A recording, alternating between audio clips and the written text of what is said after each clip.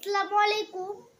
আজকে আমি আমার একটা টিফিন বক্স সাজানোর ভিডিও করছি। দেখেন, আমার নাম মোহাম্মদ তেহান হোসেন, আমার চ্যানেলের নাম আল্লাহর পথে তেহান। এই যে টিফিন বক্স, আমি এগুলো নিয়ে নিয়েছি।